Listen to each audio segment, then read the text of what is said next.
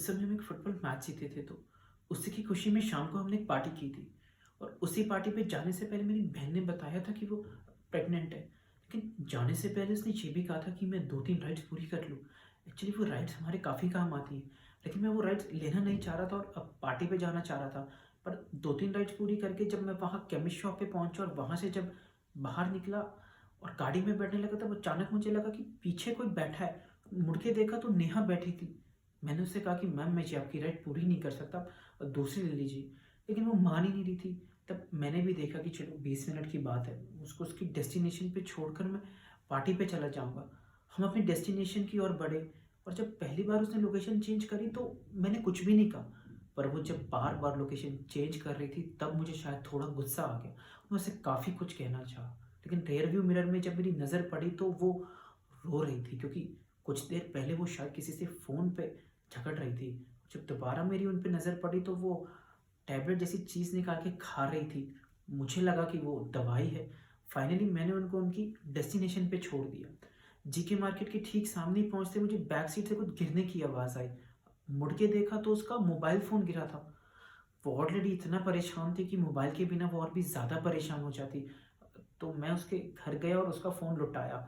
मैं वहाँ गया, मैंने उसको उसका फ़ोन दिया और उसने मुझे अंदर इनवाइट किया। मैं पता नहीं था क्यों चला गया। मुझे शायद अंदर ही नहीं जाना चाहिए। सच में मैंने इतना बड़ा घर कभी नहीं देखा था। मैं थोड़ा इंटिमिडेट भी था। एंड शी स्टार्टेड डांसिंग और उसने मुझे अल्कोहल ऑफ़र की। तब मैंने फिर हाँ कह दी एंड वी स्टार्टेड किसिंग। और उसी वक़्त उसने अपने मुँह से मेरे मुँह में पिल स्पिल कर दी। और जब तक कि मुझे पता चलता कि क्या हो रहा है या क्या हो चुका है, तब तक मैं पिल ही स्वॉलो कर चुका था। फिर अचानक से बदल गया, मेरे हाथ-पैर ठंडे होने लगे, शरीर में एक अजीब-सा हल्कापन आ गया था। मुझे सचमुच समझ नहीं आ रहा था कि क्योंकि मैंने ऐसा पहले कभी महसूस ही नहीं किया। Then we went towards kitchen. वहाँ किचन की स्लैब पे ऐसे उसने अपनी हथेली रखी और वहाँ से एक नाइफ़ उठाई और ऐसे अपनी उँगलियों के बीच में मारने लगी। वही नाइफ़ उसने मुझसे पकड़ाया और मुझसे कहा कि मैं सेम चीज़ उसके हाथ में करूँ।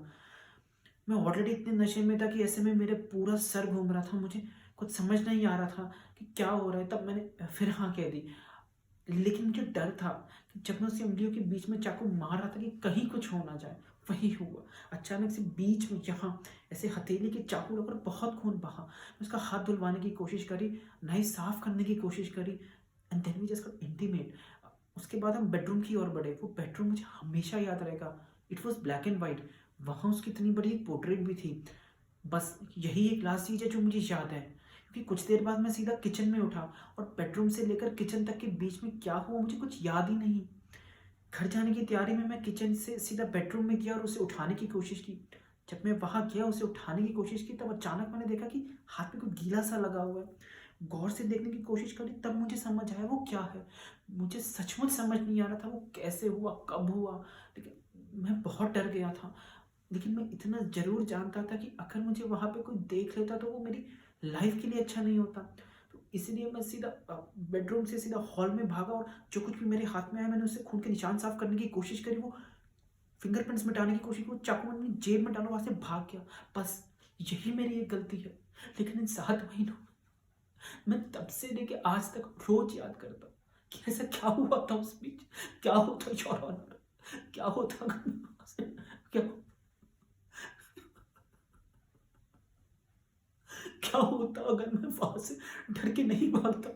लेकिन योर ऑनर, इंसान को इतना ज़रूर पता है कि वो क्या कर सकता है और वो क्या नहीं कर सकता। और मैं इतना ज़रूर जानता हूँ कि मैं ये बिल्कुल नहीं कर सकता। मैंने उसको नहीं मारा। मैंने उसको नहीं मारा।